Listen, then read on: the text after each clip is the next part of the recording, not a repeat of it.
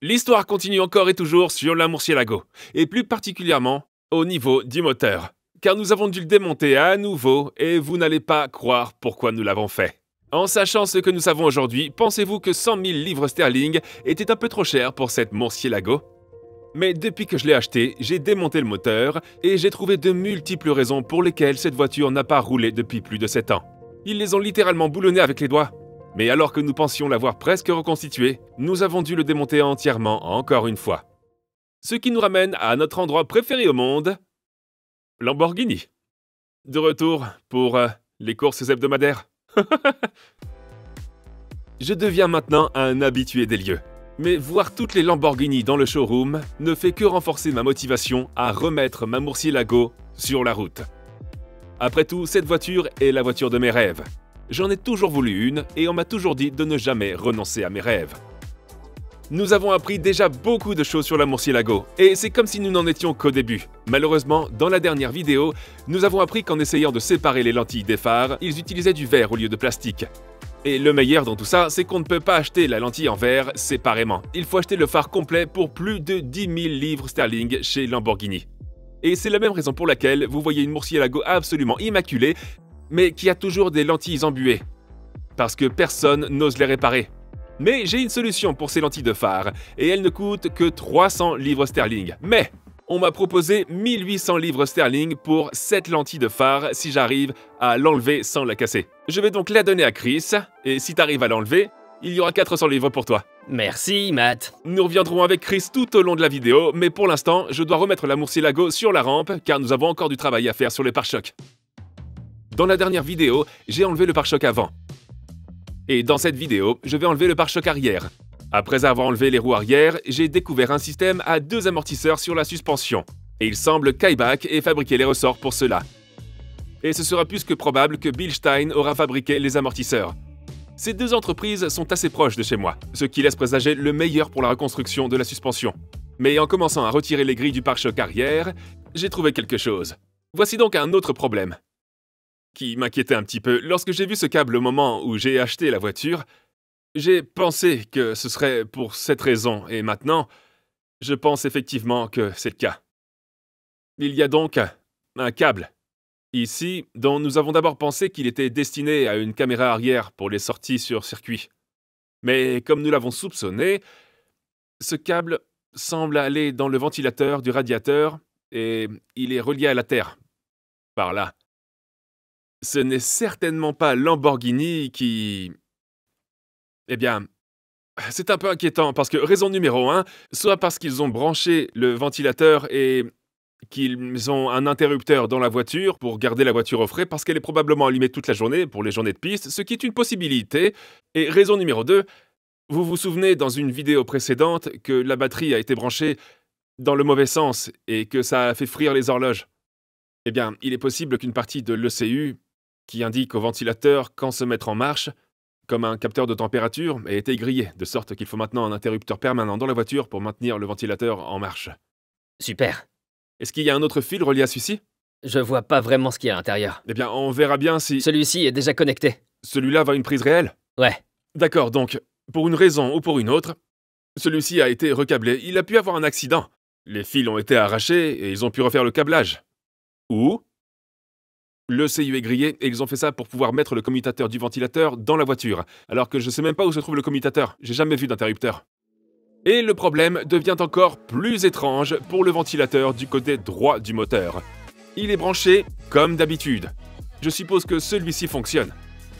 Mais celui du côté gauche n'est pas relié à un interrupteur, et le fil positif est branché directement sur une prise de courant, ce qui signifie que le ventilateur serait constamment en marche. Mais pendant que j'essaye de résoudre ce problème, voyons comment Chris se débrouille avec le phare. Je viens juste de passer en dessous du verre, mais il faut plier un peu le plastique, donc je suis sur la corde raide. Donc Chris progresse, et je progresse également dans le démontage du pare-choc arrière. Mais j'ai parlé trop vite, car Chris a de mauvaises nouvelles. J'ai pas de très bonnes nouvelles. Regardez-la. J'ai un peu tout fissuré. Bien que nous ayons donné à Chris son phare au début de la vidéo, cela fait en réalité 3 jours qu'il est dessus. On en est où? Jour numéro 2, on lâche rien. Il a tout essayé. Il a regardé des vidéos YouTube, Il a utilisé du nettoyant pour frein pour briser le mastic d'étanchéité, mais cette lentille en verre offre une protection maximale au phare. Et c'est exactement ce que fait Surfshark lorsque vous naviguez sur le web. Et ce, car Surfshark est un outil VPN, Virtual Private Network. C'est étonnamment solide. Cela signifie qu'il crypte toutes les données envoyées via l'Internet afin que personne ne puisse voir vos mots de passe, consulter vos messages en ligne ou simplement voir ce que vous faites en ligne. Supposons qu'en décembre, vous souhaitiez regarder des films de Noël comme Elf, mais si vous êtes au Royaume-Uni, elles ne sont pas disponibles sur Netflix. Mais ce n'est pas un problème pour Surfshark. Si vous cliquez dans le coin supérieur droit et que vous changez la localisation de votre navigateur pour un pays comme, disons, l'Allemagne, vous retournez ensuite sur Netflix, vous recherchez à nouveau Elf et le voilà prêt à être regardé. C'est le meilleur moment pour obtenir Surfshark en ce moment, car pendant le Black Friday et les fêtes de fin d'année, il y a une offre vraiment spéciale. Si vous cliquez sur le lien dans la description, vous obtiendrez 85% de réduction et 3 mois supplémentaires gratuits en utilisant le code MADARMSTRONG. Il y a également une garantie de remboursement de 30 jours, donc il n'y a littéralement aucun risque. Merci Surfshark. Ça fait maintenant 3 jours que j'y suis. Ok. Je l'ai cassé en 2 endroits. On a une cassure ici, et une autre ici. Ok. Et moi, je vais te montrer rapidement, regarde. Ça, c'est le résultat qu'on essaie d'atteindre. Ouais, ça c'est ce qu'on veut, mais sans tous ces éclats de verre partout. ouais. Je vais essayer de le garder en un seul morceau. Exactement. Mais nous devons dire que vous pouvez voir à quel point le silicone est utilisé ici. Et il n'est pas seulement utilisé à l'intérieur, mais aussi à l'extérieur. Il y en a partout, il y en a vraiment beaucoup. Il est complètement détaché. Oui, on peut voir que ça se lève. Il n'y a pas d'attachement. Je vois cela, Chris. Et puis ici, Oui, Chris. c'est la même chose, Matt. D'accord, je vois ça, Chris. Je vois ça, Chris. Et là non plus, il n'y a pas d'attachement. Je vois aussi la partie que t'as cassée. Je vois cette partie, Chris. Je peux voir la partie que t'as cassée. Même si je l'enlève en un seul morceau, ça vaut pas tout le temps investi. Ouais, c'est vrai, et il fait ça depuis 3 jours. Ok, donc maintenant c'est le moment où on voit si ça passe ou si ça casse. On aurait probablement dû le faire dès le départ, comme ça l'arrière du phare n'aurait pas été cassé. Nous y voilà. Nous avons absolument tout essayé. Mais plus nous en faisions, plus nous avions l'impression de casser la partie principale du phare, ce qui ne nous laissait qu'une seule option.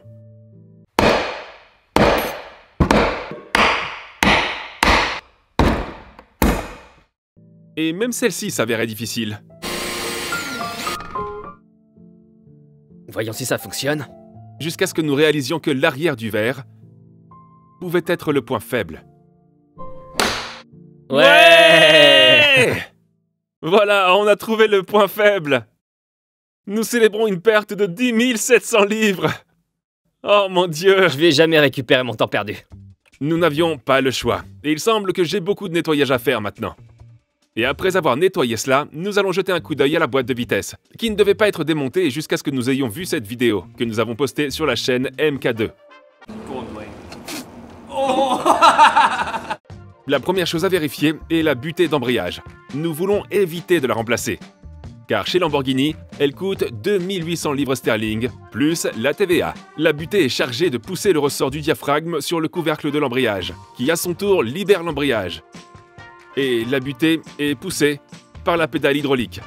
Le problème est que lorsque la butée de débrayage est défectueuse, elle a tendance à faire fuir le liquide des joints, ce qui pousse le liquide d'embrayage sur le plateau d'embrayage et fait patiner l'embrayage. Pour vérifier qu'il n'y a pas de fuite et que les joints sont en bon état, nous allons attacher la conduite hydraulique qui va normalement à la pédale d'embrayage à une pompe contenant du liquide d'embrayage et mettre le système sous pression, ce qui nous permettra de voir s'il y a des fuites au niveau des joints. Rien, nous n'avons rien du tout. Et c'est une bonne nouvelle.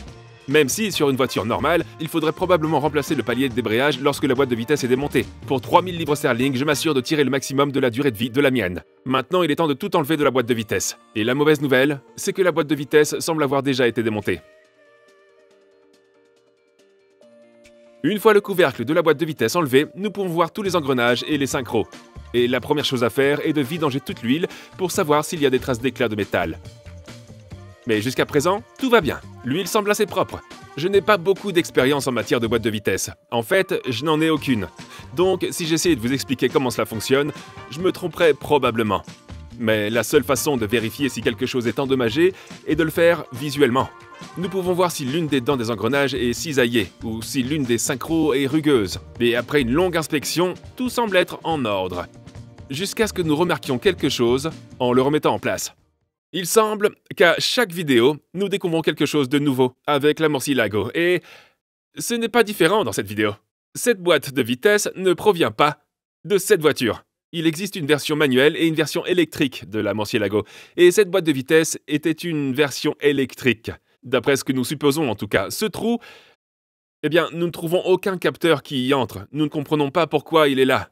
Et il s'avère que ce trou est celui d'un capteur de vitesse de transmission pour la boîte e-gear. Et c'est une boîte de vitesse manuelle que nous avons à l'écran maintenant, et on peut remarquer qu'il n'y a pas du tout de trou à la place de celui-ci. Donc ils ont peut-être changé la boîte de vitesse d'une e-gear à une manuelle, et qu'ils ont ensuite bloqué ce trou.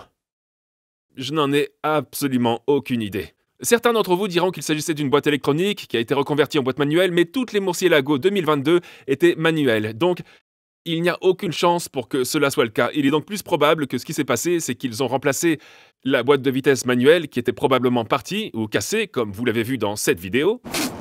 Et peut-être qu'ils n'ont pas pu obtenir une boîte de vitesse électronique pour la remplacer.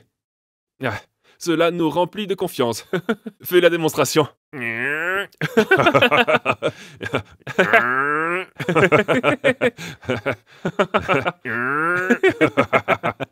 Au moins, mon père voit le bon côté des choses. Même s'il s'agit d'une boîte de vitesse électronique et qu'elle comporte quelques trous supplémentaires, nous ne voyons pas pourquoi elle ne fonctionnerait pas aussi comme une boîte manuelle.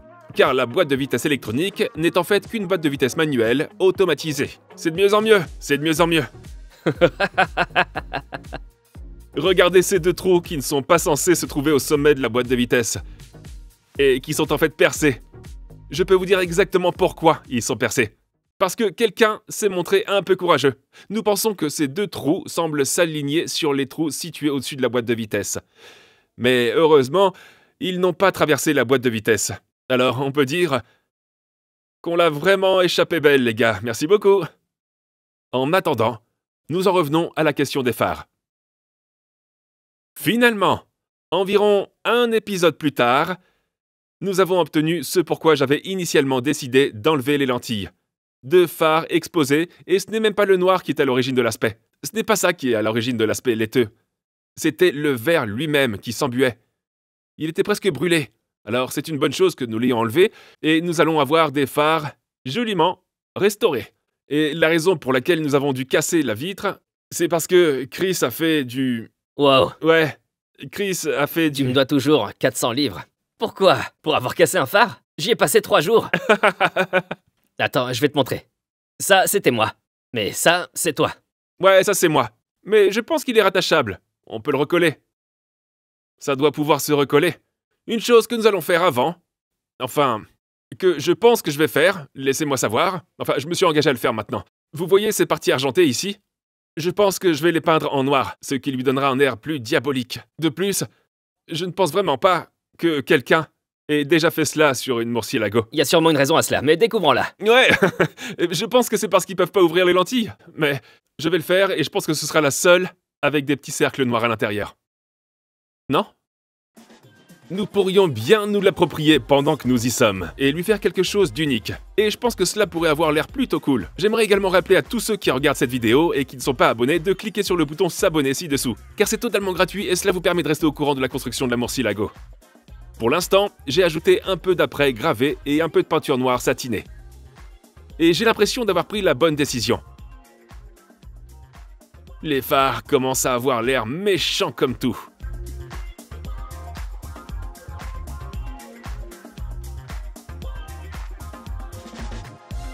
Mais je parie que vous vous demandez pourquoi nous avons dû à nouveau démonter le moteur. Donc, comme vous le savez, nous attendons toujours une pompe à huile pour cette voiture. La pompe à huile à 3000 livres sterling ne sera pas là avant le 12 décembre. Mais nous avons remarqué quelque chose qui nous a poussé à démonter ce moteur. Si vous regardez sous le moteur, enfin cette partie c'est le haut du moteur, vous pouvez voir tous les cylindres. Le problème, c'est que l'un de ces manchons de cylindre coûte 499 livres sterling, plus la TVA. Et bien sûr, il y a 12 cylindres, donc 12 manchons. Et à l'origine, nous pensions que celui-ci était... Enfin, nous pensions que nous pourrions nous en tirer. Mais si vous regardez à l'intérieur, vous pouvez voir quelques rayures, le long du manchon, si vous regardez bien. Et s'il y a des rayures ou des entailles dans un cylindre, cela peut laisser des espaces pour que l'huile pénètre dans la chambre de combustion. ce qui n'est pas bon. Je l'admets, nous aurions probablement dû changer cela lorsque nous avons démonté le moteur la dernière fois, mais nous ne pensions pas que c'était trop grave et plus nous y regardions, plus nous pensions qu'il valait mieux le faire, mais pour 499 livres, c'était plutôt douloureux. Mais un nouveau manchon de cylindre est dans le moteur. Mais ceci n'est pas le problème que nous avons trouvé. Ces choses sont appelées rondelles de butée, et il y en a 4 sur ces moteurs. Elles ont la forme d'une demi-lune et sont placées ici, 2 en haut et 2 en bas. Et elles empêchent la manivelle de se déplacer de gauche à droite lorsque l'embrayage est actionné. Le problème, c'est que les rondelles de butée ne sont pas censées tourner, elles sont censées rester en place ici et la manivelle tourne dedans. Mais les rondelles de butée qui sont ici tournent en fait avec le moteur. Et nous ne l'avions pas remarqué la première fois parce que nous ne les avions jamais déplacées. Mais c'est une bonne chose que nous l'ayons repéré cette fois-ci. Regardez, vous pouvez voir qu'on peut faire tourner les rondelles de poussée dans tous les sens. Normalement, ce qui empêche ces rondelles de butée de tourner dans le moteur, c'est qu'elles ont une petite languette sur le dessus. Tout comme sur la photo. Le problème, c'est que si vous regardez de près, vous verrez qu'il y avait une languette et qu'elle a été enlevée par meulage, ce qui la rend très rugueuse. Sur le dessus, après moulage, c'est très rugueux. Donc pourquoi diable est-ce qu'ils ont fait ça? Nous avons la réponse. Le fait est qu'il n'y a qu'une seule rondelle de butée avec une languette. Et il n'en faut donc qu'une seule parce que celle-ci ne tourne pas. Parce que l'autre se trouve dans un renfoncement qui est situé dans le haut du carter, juste là. Supposons donc que la personne qui a construit ce moteur avant de monter la manivelle et tous les pistons s'aperçoit ensuite que « Oh non, j'ai oublié de mettre les rondelles de butée ». Mais elle n'aurait pas pu mettre la rondelle de butée avec la languette en haut sans retirer la manivelle. Parce qu'il est impossible de la glisser dans le renfoncement et de la faire tourner, parce qu'il y a une languette sur elle. À moins, bien sûr, de meuler la languette pour pouvoir la faire glisser dans le logement. Je veux dire, c'est du pur génie. Donc la raison pour laquelle nous sommes allés chez Lamborghini ce matin, c'est pour récupérer les rondelles de butée avec la languette qu'elles sont censées avoir. Et voici ce à quoi elles sont censées ressembler. Celle-là, c'est l'autre languette, et ce qui est amusant, c'est que la rondelle avec la languette ne coûte que 22,66 livres sterling. Alors que si nous avions eu besoin de la rondelle sans languette, elle aurait coûté 181,63 livres sterling l'unité. Mais si vous gagnez beaucoup d'argent, ce qui est sans doute le cas du gars qui a reconstruit ce moteur, vous auriez pu acheter celle avec la languette et passer un coup de meuleuse pour l'enlever. Honnêtement, ça ne me choque plus du tout. Ni moi ni mon père n'avons jamais reconstruit un moteur de Lamborghini. Mais ce genre de choses s'applique à n'importe quel moteur. Mais maintenant, vous pouvez voir comment la rondelle de butée se place dans ce petit renfoncement, et en fait, vous devez la mettre sur la manivelle, et ensuite faire glisser la manivelle. Quand on mettra la partie du haut, elles ne tourneront plus, donc... C'est du génie. C'est de mieux en mieux. Regardez-moi ça. À mon avis, je pense que cette petite différence, avec ces petits anneaux qui passent de l'argent au noir, a fait une réelle différence. Ça fait beaucoup plus Batman maintenant. C'est comme une murciélago mais avec du mascara. Et ce qui se trouve dans cette boîte devrait pouvoir résoudre tous nos problèmes. 399 livres sterling pour des lentilles en plastique en provenance de Pologne. Bravo à la Pologne. Tout ce que j'ai fait pour les sceller, c'est de sortir le mastic à pare-brise, d'en mettre une bonne couche autour du bord et ensuite je peux placer les nouvelles lentilles en plastique. Et à mon avis, elles auraient dû être en plastique dès le départ. Certains propriétaires de murciélago m'ont dit que les lentilles en plastique fondaient à cause de la chaleur des ampoules des phares. Mais de mon point de vue, si nous remplaçons les ampoules des phares par des LED, il n'y aura pas autant de chaleur qu'avec des ampoules standards. Je veux dire, il suffit de regarder la Gallardo pour voir qu'elle a aussi des lentilles en plastique.